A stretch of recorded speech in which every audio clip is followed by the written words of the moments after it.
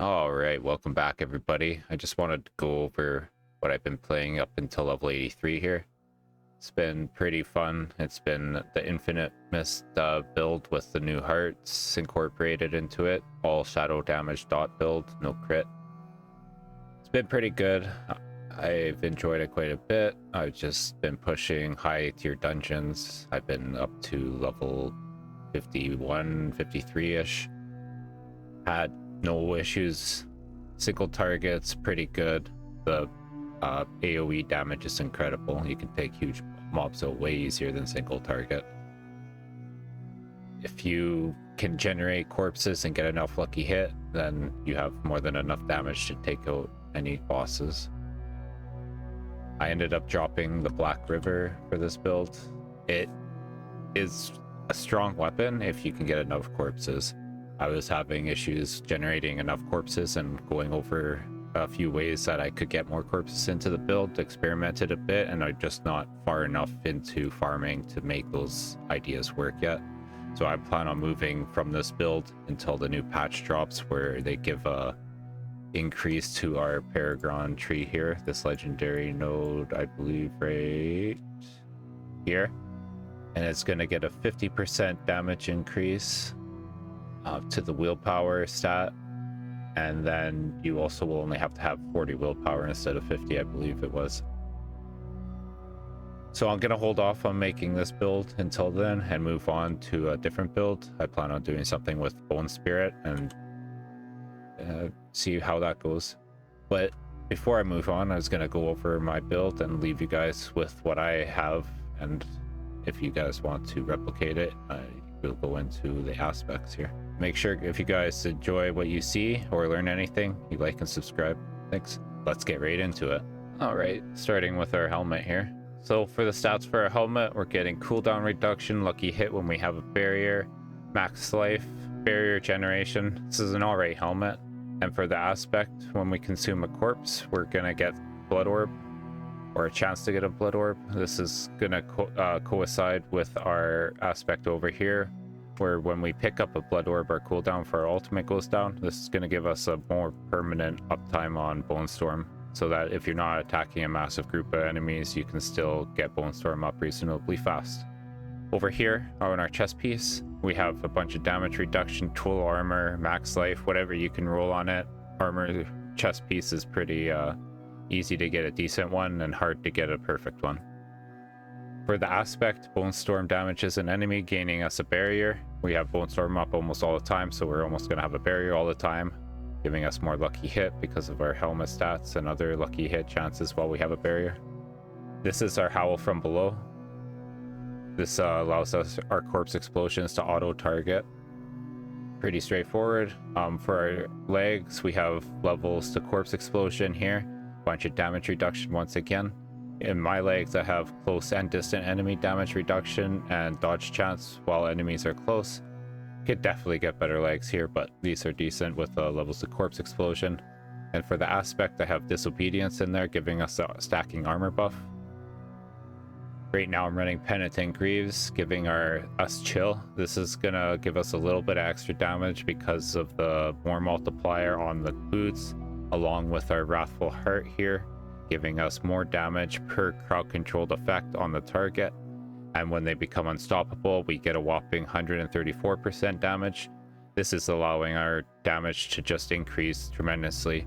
All right, now for the BlackRiver. This weapon was it's a very strong weapon. Does a lot of damage if you have enough corpses. If you don't, you're going to be sucking up corpses, and it's going to be hard to use your other abilities like Bone Tendrils. I found that it was good in huge groups and really bad for a single target because I couldn't generate enough corpses. I was fooling around with many ways to try to generate more corpses, and right now I don't have the gear or the build to do that, so I'm gonna move forward and play a different build until the new patch that comes out. That's going to be buffing Paragon Tree passive that we'll go over later when we go through the Paragon. But the BlackRiver is a good weapon if you can generate enough corpses. If you find you're not generating enough corpses and you're not getting the benefits from this weapon, put on a strong weapon with vulnerable damage and you'll do just fine. Well, for the focus, we're running the Bone Storm aspect that gives turns it into a darkness skill, giving us a shadow dot damage on our Bone Storm. This is very strong for making our Shadow Blight proc more and just giving us an extra damage bonus since our Bone Storm's almost always up.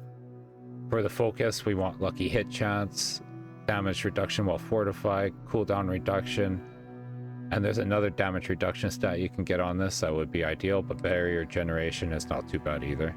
For the ring here, this is our automatic corpse exploder.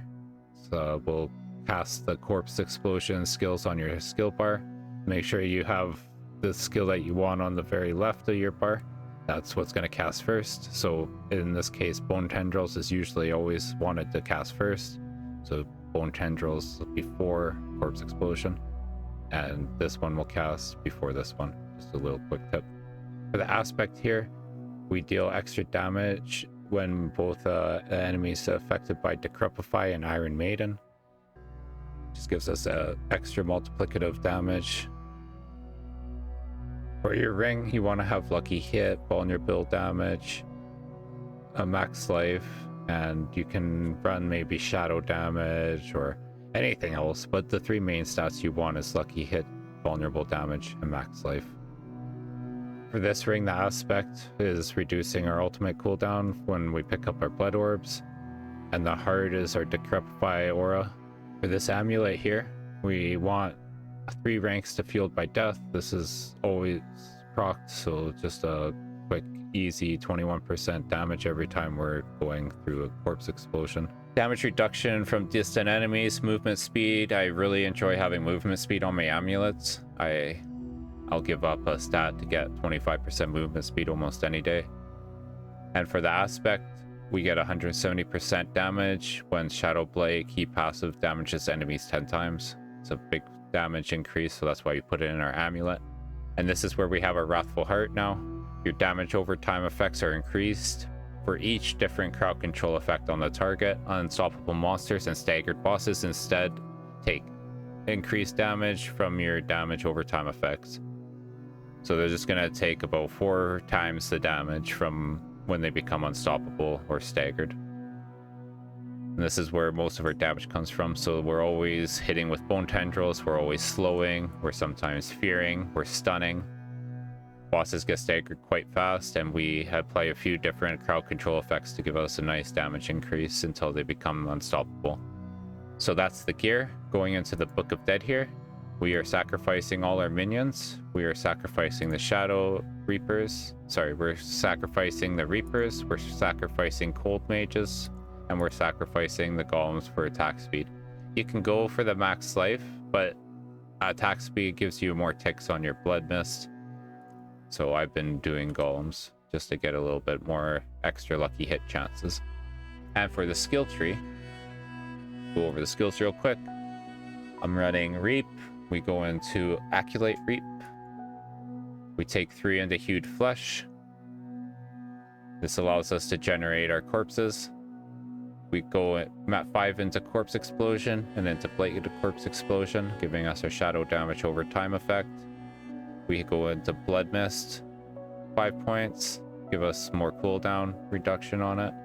And we go into Ghastly Blood Mist, so it drops our corpses. Fueled by Death to give us more damage after we consume corpses. 1 into Iron Maiden, because we're just using it to proc our aspect. 1 into Decrepify, and then we go into Aberrant Decrepify, which gives us our cooldown reduction. We take the top part of this Darkness tree, and then we take Crippling Darkness to just give us a little stun proc chance. 1 into Corpse Tendrils, and then we go into Plagued Corpse Tendrils to give us vulnerable damage. We don't need the extra blood orbs from these Corpse Tendrils, so we need the vulnerable damage though. 1 into Necrotic Carapace to give us extra fortify when we're generating bodies. 3 into Memento Mori, 3 into Standalone. Bone Storm, I go into the crit here. You don't have to, you could put this skill anywhere. This is a little bit of floater, but you for sure want to take the damage reduction. And 1 into Shadow Blade. So pretty self-explanatory on the skills, they're pretty simple. Now going into the Paragon Tree. Paragon Tree is a little bit of work in progress. I've just kind of been winging it a little bit. It's pretty simple Diablo 4 Paragon trees. There's not much to them. You just go through, get the glyphs. If there's some rare nodes in the area, you take them, and that's about it. But we'll go over what I've done real quick. So we come up through here. I've been running exploit into the beginning area just because I don't have any extra areas with X readily available. And I just got it level 15, so now it has a wider area. So I might be able to put it somewhere else. But my glyphs have been very underleveled as I have been trying to complete all the other tasks, and now I am already level 83. And I still haven't finished my renown, but very, very close. So I am still missing 15 points of Paragon from my renown as of level 83. We take the legendary flesh node tree, or legendary flesh node. This gives us more damage per corpse getting consumed. In this socket here, we're going control. And we take this board over here, the wither board. We go into the legendary node here, giving us more damage based on how much willpower we have. This node right here is getting buffed in the new patch, make our build almost twice as strong, or at this node twice as strong. So this will increase our build's potency quite a bit. In this socket here, we're running darkness. It's quite a high willpower area, so that's why I put that there. And then right now I've just been leveling Scourge, but yeah, I put this here for now. I will post a link in the description and build a Paragon Tree so that we can have one to follow. I just haven't had the time, and I've just been trying to grind out gear and uniques, but keep finding the same unique every time, so it's been a slow progress. But I have a lot of builds I want to try, and I have enough gear to try the next build, which is going to be a Bone Spirit build. Not a Bone Spear, but a Bone Spirit build. And that's what I plan on trying to play here and make use of the new hearts in some cool new mechanic. So I hope you enjoyed the build guide. I'll leave you with a dungeon clear here. We can kind of go over how you play the skills here. So on my skill bar, I'm running Blood Mist, Corpse Tendrils, Corpse Explosion, Bone Storm, Iron Maiden, and Reap. I will usually start by going in with Reap. I'll hit once with Reap to generate a corpse. I'll go in with my Blood Mist to start generating more corpses. As I'm doing this, my heart's going to be generating Corpse Explosions and pulling things in with Bone Tendrils. After I get out of Blood Mist, if everything's pulled together, I will just start spamming Reap to refresh my cooldowns. If everything's not together and I look scary, I'll hit my Bone Storm to start proccing more shadow damage and to give me a barrier. This will probably bring up my Blood Mist right away, and if things are rough, I'll go into Blood Mist. If not, I'll just keep spamming Reap, because if I'm running BlackRiver, I'm consuming all the corpses on the ground almost right away. If I'm not using BlackRiver, then I'll sit there and spam my Corpse Explosion myself until all the corpses are gone and the enemies are usually dead. It's pretty simple gameplay. It brings a little bit of thrill to the game and a little bit of suspense, because you don't know if you're gonna survive, and if you don't do enough damage, then all your defenses are used up for the offense. So sometimes things can get pretty hectic, but you just pull through with all the stuns and invulnerability and chance to proc your cooldown reduction. I hope you guys enjoy playing this build, and if you do, make sure you like and subscribe, and if you want to see more builds and creative ideas, thanks.